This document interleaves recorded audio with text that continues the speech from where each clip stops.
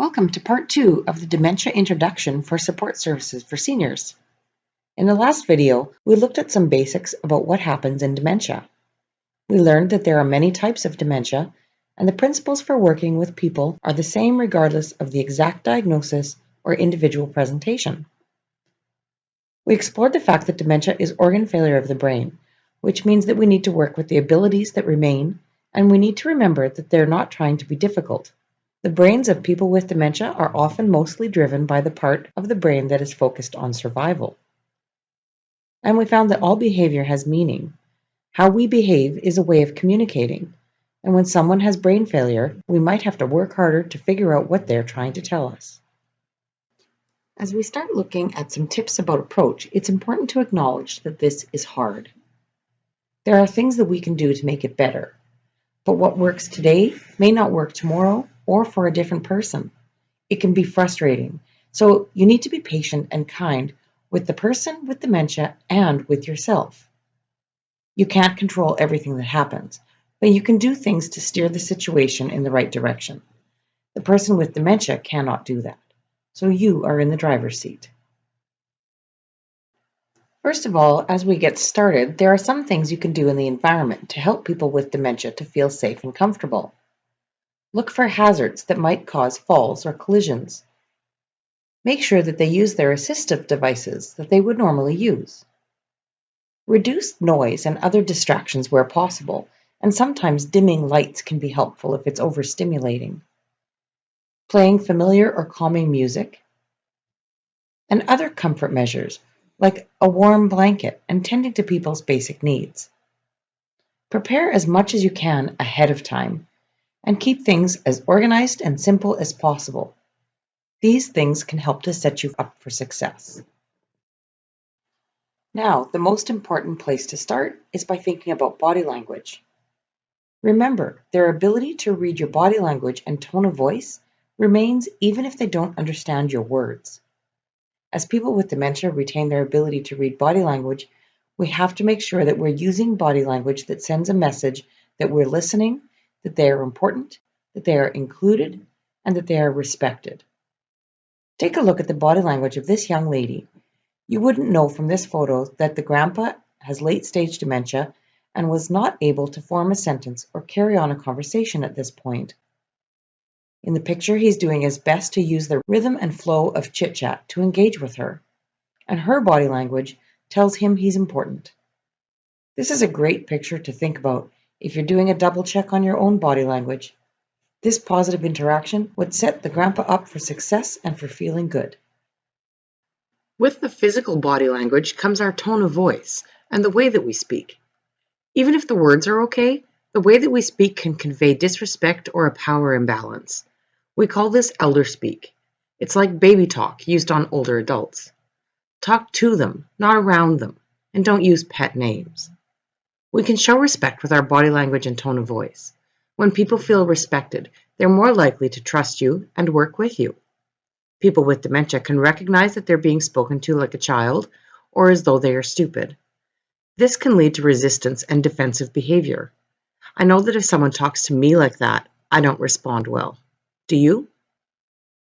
When spoken to with elder speak, people are far more likely to scream or yell, cry, or refuse to cooperate with your wishes.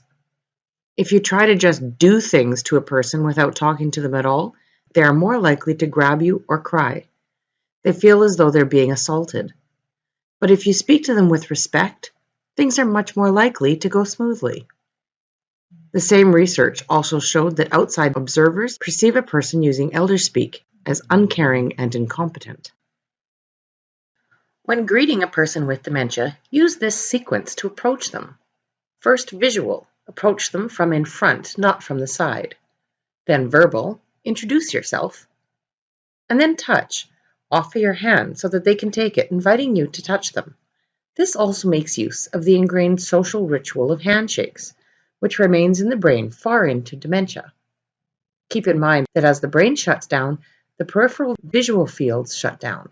This is why we need to approach from the front. We don't want to make the person feel like they're being ambushed. If we just suddenly show up in front of their face, that can be alarming. We often come up to people from behind, especially if they're sitting, and peek around their shoulder from the back. Instead, we should approach them from the front so they see you coming and have time to process the information. Now that you've established yourself with the person, connect with them. Introduce yourself. Ask how they're doing. Acknowledge if they may be scared or uncomfortable. Connect with them before giving them directions, and give directions one at a time. Make cues and gestures bigger and slower than you might otherwise, keeping your tone of voice respectful. And give them a little time to react and process what's happening. Processing takes longer. Speak slowly and calmly. Use gestures to supplement. Use short sentences and common words, and allow several seconds for responses. Here are a few other interaction essential building blocks. Respond patiently to requests for repeat information, misunderstandings, and interruptions. If somebody asks the same question again and again, answer it again and again, as though it was the first time you heard it. Give them choices wherever possible with visual cues. Never argue with someone with dementia. No one wins. Live in the moment with the person, even if they seem to be living in another time and place. Correcting them won't help. Explain things and be patient, and involve the caregivers. The caregivers are often a safe space for people. They know the person the best and can help you and the person with dementia to navigate new interactions together. Make sure to thank the caregivers for their help and ask them if they need anything and if they have the supports that they need at home, particularly if they seem to be struggling. All of these things that we've talked about are intended to set the stage for success, but sometimes people get upset or feel threatened, and we may or may not know why. Let's look at a few tools for this. If someone is upset, step back, give them some space and a little time. Acknowledge that they're upset and that you want to help. Deep breathe with them if they'll allow you. Sometimes doing it by example will help them to join you. Offer some choice so that they have some control. Do not get in their face and tell them to calm down. Think back to any time you've been upset. When someone tells you to calm down, does that work? Even if you don't know exactly what went wrong, apologizing can help to reset the interaction. This draws on social cues and norms that the person has used their whole life. You can say, "I'm sorry, I was trying to help," or "I'm sorry I made you angry." "I'm sorry, I had no right to treat you that way." "I'm sorry that happened."